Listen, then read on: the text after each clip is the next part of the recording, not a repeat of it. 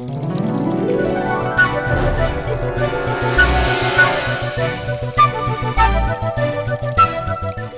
जीशु सांग माने आज वाक्यर विषय हूँ जीशु प्रत्यागमन ख्रीष्टानी प्रति कौन घटव।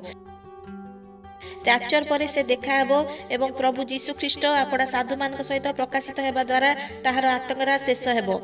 द्वितीय थेसलोनिकीय 2:8 सेतबेले से अधर्म पुरुष ख्रीष्टानी प्रकाशित हो ताहाकु प्रभु जीशु आपड़ा मुखर निश्वास द्वारा संहार करेंगे और आपण आगमनर प्रकाश द्वारा विनाश करेंगे।